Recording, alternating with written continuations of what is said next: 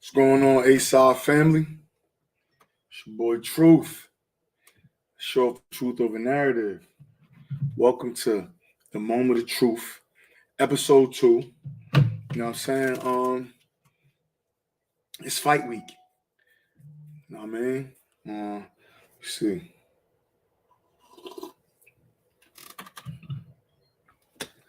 Man, you gotta excuse my voice, man.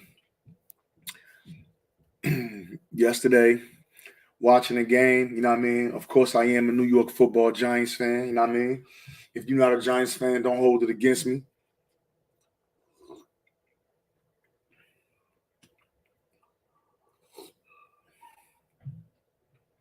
But yeah, I was watching that Giants game. Trill Clinton, let's go. What's good, my boy? My boy Trill coming down in a couple days, man. Get to kick it with my dog and watch this good fight, man.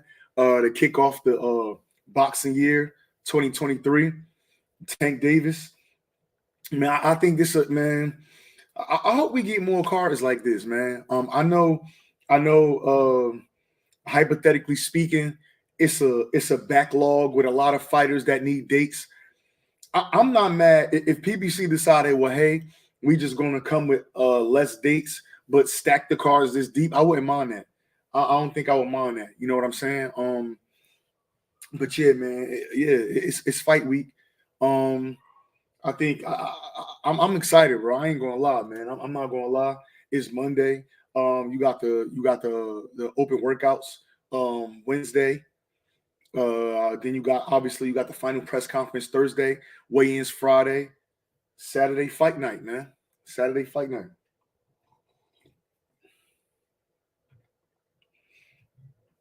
But yeah, it's gonna be a real good week. Now I wanted to talk about something real quick, man. Something sadly, real quick before we get into the fight card and start talking about the fights and who's on the card and what we want to see from them. We got some sad news today. With one of the fighters in boxing. Let me see what we got here on y'all screen.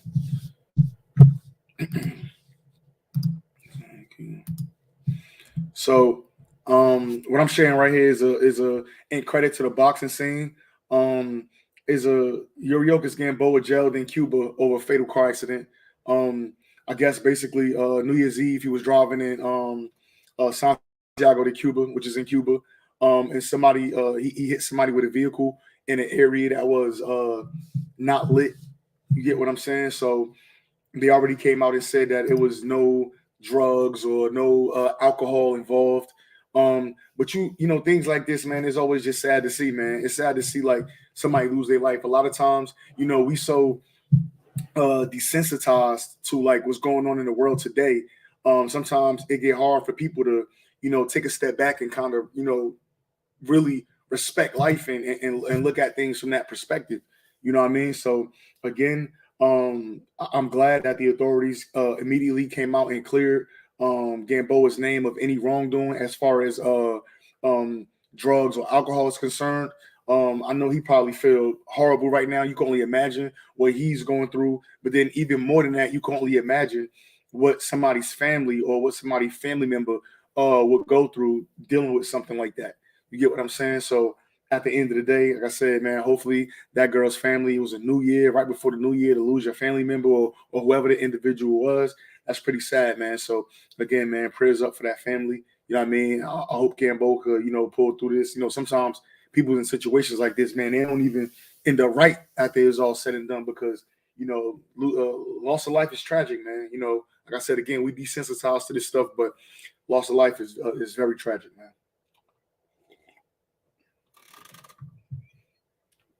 For anybody wondering, I do got the link to the link to join me is in the chat. So if anybody want to join in, you want to bust it up, you want to chop it up, you want to, know what I mean, talk this fight business. So I got that out the way with Gamboa. So let's work, man. So obviously we know Gervonta Tank Davis, Hector Luis Garcia fight week. This is a very stacked card, man. Again, I definitely shout out to PBC. Shout out to the matchmakers for putting this one together. Again, we know the Spence and Crawford fiasco had a backlog of fighters that wasn't able to fight. But hey, we here now, and it's a beautiful way to start off the year. So what I'm gonna do is I'm gonna share my tab at the top with this box rec event. So let me see. Let's go back over here. Hopefully, you can see it too. But here we go. So we're gonna start from the bottom, man. I know it ain't gonna be too many people. I know we got some football going on tonight, but we're gonna start at the bottom. So first of all, you got I guess all the way at the bottom of the card, you got Jalil Hackett. Man, Jalil Hackett, Jalil Major Hackett. He's he signed to Floyd Mayweather, fighting out of the Maryland, D.C. area. Man, this guy, he gonna make a name at 147. Very determined. I've seen him spar before. His dad as his coach. Man, this dude, man, he a hard worker. If you can say one thing about Jalil Hackett, man, he's a hard worker. Definitely got the Coach Calvin in a tank. Cosign, obviously being signed to Floyd, got that cosign as well. Been in some tank sparring camps when he was young. Full went to Olympics, for the COVID, and just went pro, man. But again, I think Jalil Hackett is definitely one of those guys. He is the future of PBC and Mayweather Promotions for sure. Definitely. I'm not sure if he will be able to. I'm not sure if Jalil Hackett will be able to see a title at 147. I just feel like he growing. I know, and with him being so young, I just feel like I think he's like 19 or 20 years old. If I'm not mistaken, he might be 19 years old. But with Jalil, I'm just looking at his frame and looking at how big he seems. I think that he probably going to either be like he may be able to get a title at 147, but I think for sure he'll be a champion at 154 for sure. That you got Mia Ellis on the card as well. That's Coach Kenny Ellis' daughter. I believe she did get a win recently. I was at the Wilder fight, the Wilder Helenius card. No, not the Wilder Helenius card. That was at the Tank and Rolly card at the Barclays in the summer. And I see she lost a fight on that card. So it's good to see her pick up a win. Good to see her come back.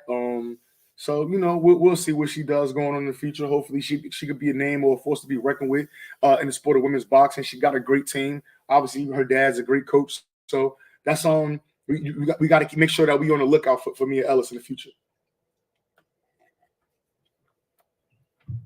Next up, one of my personal favorites, man, Trayvon the Sniper Marshall, man. That dude, he could bang. I like Trayvon Marshall. I seen Trayvon Marshall fight in Newark, New Jersey last Christmas 2021. That was. He fought in Newark at the Prudential Center in Newark. Seen him fight on that card. I was also on the floor for the Fort and Roman card when he fought on that card as well. Trayvon Marshall, the truth, man. I think he's fighting at. I know he's between welterweight and super welterweight right now. I think he probably will end up when he's ready to actually contend and step it up. I think he will be at 154 for sure. Kind of tall, long. That this guy can fight, man. He good fighter. You get what I'm saying? Strong. Uses jab. I mean, man, trust me, man. He one of the ones, man. Definitely Trayvon Marshall, again, like I said, trained by Andrew Council. Y'all know Andrew Council. He was a former fighter himself. I believe he's training Jared Hurd now as well. He's another prospect to look out for, Trayvon Marshall. Next up, we got Anthony Peterson on the card. I don't know when the last time Anthony Peterson fought. I know it's been a while, but hey, it's always good to see the Peterson brothers. Keyshawn Williams. So Keyshawn Williams he's 10-1-1. I like Keyshawn Williams. I seen Keyshawn Williams on that same card on the Vito Mickey undercard on Christmas in Newark at the Prudential Center. He looked good. I don't want to say he looked good. Actually, he did. He looked good early. He was fighting Kenny Sims though. Kenny Sims, I believe Kenny Sims had to move up to welterweight for that fight. But again, man, it was like a late counter replacement thing. I think Kenny wasn't even going to fight, and then it was just a lot going on that day, man. But Keyshawn started strong. I think he didn't pace himself well enough in that fight to last throughout that fight. But he did show some spurts, and again, he's had 2 victories since that loss. So, hey, man, I think if they keep moving him the right way, keep putting good. He's fighting somebody named Gustavo Vittori, who's 27-11. So. This may be a tough fight for him. I don't know. I'm just looking at the Just looking at the opponent's record, has a winning record, so we will see. But yeah, Keyshawn Williams, another good fighter. Brandon Lee is on the card. See, Brandon Lee, I was real critical of Brandon Lee because again, if you looking, I know my screen might be a little small, but if you look in there, you see that Brandon Lee is the number 20th boxer at 140 on BoxRec. But the guy he's fighting, they changed the opponent again. Wow. Okay. So this guy he's fighting is 540th. Diego Luque. You know what? Now I'm about to go look because I just seen him fighting somebody. I posted it, but now it looks like they changed the opponent. Diego Luque. Okay. All right. Okay. So this guy, 21-10, 10 knockouts. That means that kind of shows he's not a real big puncher. He's been stopped 3 times. By Diego Ramirez. I don't know these guys. Michael, I see he fought in 2018. He fought Michael Zuski. I know that guy is like I think he might be Canadian or Australian or something like that. I don't know, but different opponent. He did last fight. Wait, this dude fought 3 weeks ago. Okay. Yeah, so he fought 3 weeks ago. All right. Okay, so Brandon Figueroa got a new opponent. Dude just fought 3 weeks ago, Diego Luque. So I guess that is what it is. Not gonna complain, ain't gonna talk bad. It just is what it is, man. So hey, but looking to see Brandon Lee step up this year. Hopefully, I would like to see Brandon Lee fight Elvis Rodriguez. I think that'd be a real good fight for him, a real good fight for both fighters. Again, Brandon Lee is the 20th ranked per BoxRec. He is ranked in a sanctioned body, if I'm not mistaken. So we'll see. Next up, you got Lamont Peterson. Now, okay, I know. I think Tank just he wanted to show love to the Peterson brothers and get Lamont on the card as well. So Lamont, you know what I mean. We're gonna see Lamont. Hopefully, he put on the show, maybe get a knockout or something like that. And definitely because he got a strong fan base here in the DC metropolitan area as well. Kyron Davis, Breadman fighter. Okay, so he's 16-3. He got Christian Rios, 23-15. We're gonna see, man. I wonder what's like. Kyron Davis. He took the Benavidez fight. Before that, he took a Darrell fight. We seen him fight a couple times here and there. I think he got the potential, man. Like I like Kyron Davis. I think he could box. We know that he getting solid coaching from Breadman. Breadman was one of the premier coaches in the sport of boxing, if you ask me. Yeah, I like that.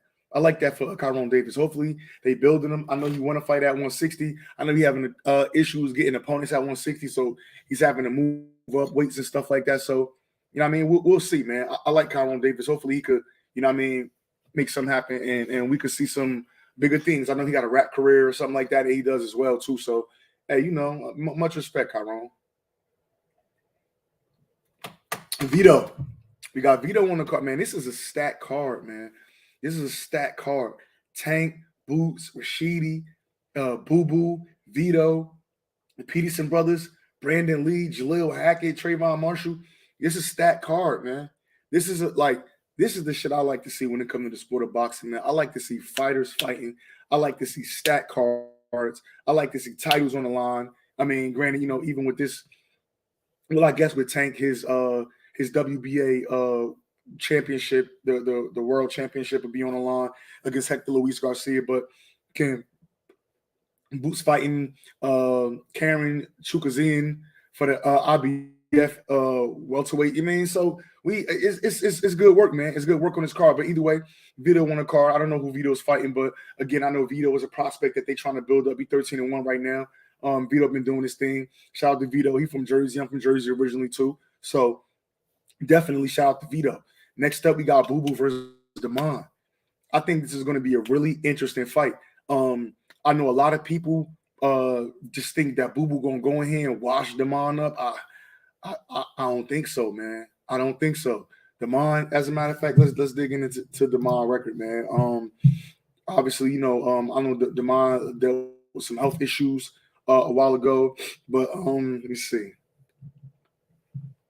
Okay, last fight was in August. Got a third round stoppage for Chris Booker, 16-11. Before that, fifth round stoppage. Gabriel Fam was 15-2. Before that, UD win over some guy. He did lose to Edgar Berlanga. I believe he was dropped about 3 or 4 times. But before that, beat Mike Guy. He got stopped by Jesse Hart in the seventh. I remember that. That was a ESPN fight in Philly. That was a very good fight. And he also lost to Steve Rose. So obviously, Steve Rose. We seen Steve Rose go on and lose to Triple G. But we also seen Steve Rose give Berlanga a lot of problems as well. He does have a draw with Emmanuel Ali back in 2016. That was a real good fight as well. So again, man, Damon is not a very known quantity as far as the top super middleweights, but I do believe he's a very durable guy. Somebody that could definitely provide quality rounds, quality resistance. I think it's going to be a good fight, man. It just depends on what Boo Boo look like at 168. His last fight, he fought Jason Quigley and knocked him out, but I think Damon Nicholson is way better than Jason Quigley. That's just my personal opinion here. So we definitely gonna have to see. We're gonna have to see what that's looking like. And we definitely gonna see. So shout out to Damon. Shout out to Boo Boo. Glad to see him on PBC. But this is what we've been waiting for. A lot of us. I fuck with Andre. You get what I'm saying? His record 31-0, 19 knockouts. Like I said, just knocked out Jason Quigley. I think he was dropping a lot of these guys. Most of these guys on here, he dropped them. I know he didn't finish a lot of these guys, but yeah, I like Boo Boo, man. I think that it's time. It's time for him and Charlo to get it on. It's time for those two guys to meet. And let's settle the talking. We got Benavidez and Caleb Plant. You ready to get it on? You're getting ready to get it on here in March. Why not, man? Why not? Why not, Charlo? I mean, you're gonna stay down there and fight Adamez at 160, or you can move up and have a big money fight with Demetrius Andre, man. I think that's the route, man. Well, I'm very curious to see how Boo Boo look. Again, I don't think Damon Nicholson is an easy out at all. I don't think it's an easy out. I don't think he's just gonna storm through him and get him up out of here. I don't think so. I do have Andre winning by decision. But we're gonna see. I think it's gonna be a real close fight, and I think Damon gonna make him fight, man. So I'm really looking forward to that fight. I got that one circled. I'm looking forward to that one. Okay. Next up, you got Rashidi. So you got Rashidi Ellis versus Roman Villa. So Villa, I like him, man. This guy, look at his record. It speaks for itself. 25 wins, 24 knockouts. We know what he come to do. And he's a Samson guy. So I mean, let me slide down to that loss. Okay, that loss, split decision, 12 rounds. Looked like it was a fight in Mexico. Or yeah, so I mean, Roman Villa don't got no notable wins. I mean, he did beat Boca Chica. That was on a showbox card is back in September, which he said he didn't have that much time to train for him. He was like a late replacement. So that's a good win that he coming off of. He even cautioned Rashidi, like, hey, with a full camp, bro, it might be bad. So I think this fight has the potential to be the fight of the night. Rashidi Ellis, he was back. He had one round. Let me see. Rashidi, boom. So we go to Rashidi. So mind you, he was off after he beat Alexis Rocha in 2020. He didn't fight again for almost a full 2 years. You get what I'm saying? About 21-month layoff he was off of. And then he fought one round, got a stoppage at 154. And then he's fighting Roman Villa now. So it's safe to say that I think Rashidi will have some ring rust on him. But I think that this is the fight that he needs. A guy that's going to come forward. Again, like I said before, Roman Villa remind me of Mayorga and Maidana kind of put together. So, and we know Rashidi got some of the fastest hands in boxing. So I'm really curious to see, what kind of traps that Rashidi could set to possibly get the stoppage or to make this guy look bad. I think Villa will run into a lot of shots, especially if you come with that wild style like we've seen him fight with before. So again, I think I think I got Rashidi by stoppage. I do. I got Rashidi by stoppage, but I think that's going to be a crafty one, man. I think he's going to have to set Roman V up to walk into something real big. So we definitely going to see, man. But again, Rashidi, man, we got to keep our eyes on him because a lot of talk is being made about him and Bruce Ennis, and a lot of talk is being made about that. But we're going to talk about that too. So the next you got excuse me, we got up here. I'm gonna go back. Okay, so next fight you got Bruce Ennis versus Karen Chukazian. I watched some of the dude Karen or Karen, whatever you want to call him. I watched some of his fights. Hold up, let me jump in. Stevens, salute to you, my boy.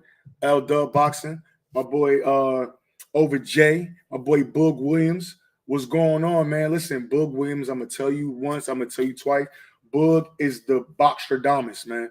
Boog know what's going on. He can tell you what's going on. So shout out to my man Boog, man. Any questions you got, make sure you subscribe to his channel. He breaks down all the rankings. He damn near matchmaking the fights himself. So definitely go shout out to my man Boog.